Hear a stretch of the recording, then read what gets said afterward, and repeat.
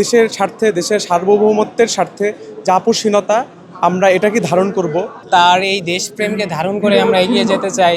আপোষহীনভাবে তিনি লড়াই করে গেছেন। তিনি হচ্ছে গণতন্ত্রের জন্য তিনি কাজ করেছেন এবং তিনি প্রচণ্ড নির্যাতিত হয়েছেন। হ্যাঁ, তাকে বিভিন্ন সময় তাকে নির্যাতিত হতে হয়েছে। আমরা দেখেছি যে তিনি দেশের উন্নয়নে এবং দেশের স্বাধীনতা সার্বভৌমত্বের ক্ষেত্রে যে আপোষহীনতার পরিচয় দিয়েছেন, এটা আসলে আমাদেরকে খুবই অ্যাট্রাক্ট করছে তার প্রতি। হ্যাঁ, এবং সর্বোপরি একজন বাংলাদেশের একজন গণতন্ত্রের একজন রক্ষক হিসেবে আমরা তাকে দেখি এবং তার মৃত্যুতে আমরা সবাই শোকাহত। সেখান থেকে এখানে আসা, হ্যাঁ, এবং তার জন্য আমরা সবাই দোয়া করব আল্লাহ যেন তাকে জান্নাত নসিব করে।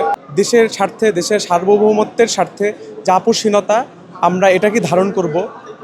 আমি মনে করি এই আদর্শটাকে ধারণ করলেই আমরা হচ্ছে সার্বিক উন্নয়ন সাধন করতে পারবো এবং দেশের সার্বিক উন্নয়ন সাধন করতে পারবো। আমরা আজকে তার সেই ভালো গুণগুলো আমরা চেষ্টা করব এটাকে আমাদের মধ্যে চেরিশ করার। হ্যাঁ, এবং আমরা সামনে তার যে ভালো যে পরিকল্পনা ছিল সেটাকে বাস্তবায়ন করার একটা প্রতিজ্ঞা নিয়ে আমরা এখান থেকে ফিরব। মানে আসলে হতবিহ্বল হয়ে গিয়েছি এত মানুষের এত সমাগম দেখে।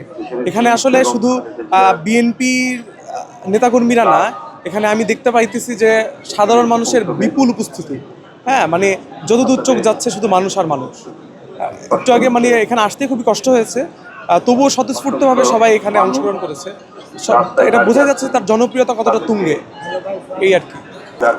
তার আত্মার শান্তি কামনা, তার মাগফিরাত কামনা করি এবং তার জন্য দোয়া করেছি যেন জান্নাতুল ফেরদাউস আল্লাহ যেন তাকে নসিব করে। ওদের স্বপ্ন পূরণে পাশে থাকতে পেরে আমরা গর্বিত।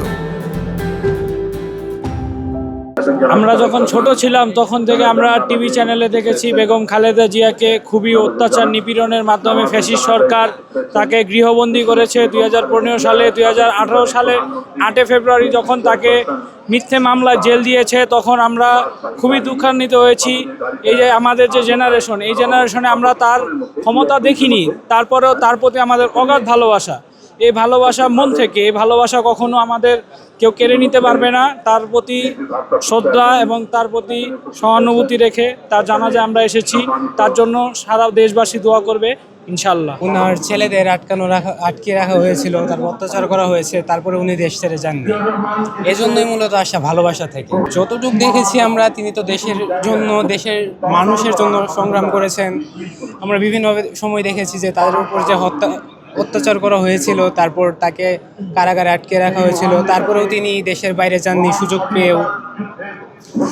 ইভেন তাকে অফারও করা হয়েছিল দুই ছেলে সহ ক্ষমা প্রার্থনা করে দেশের বাইরে যাওয়ার জন্য, তারপরেও তিনি দেশের মানুষের কথা চিন্তা করে এই দেশেই থেকে গেছেন।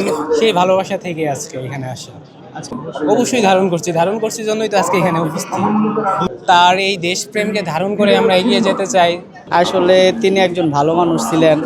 আমাদের বাবাদের থেকে, মায়েদের থেকে শুনছি, যদিও দেখি নাই, কিন্তু আমাদের একটা আশা যে সামনে তার যে সন্তান তারেক রহমান, উনি আরও ভালো কিছু করবে।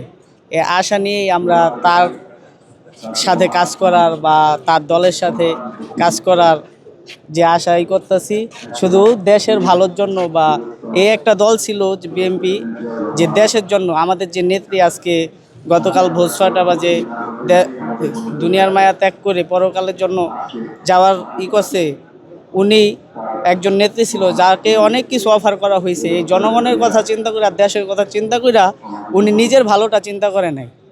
উনি এই জনগণের জন্য নিজের ভালো বিসর্জন দিয়েও হইলেও দেশে থাকছে। এই কারণে আর এরকম কিছু কাজ, কথাবার্তা শুই না বা দেখা আমাদের ভালো লাগছে।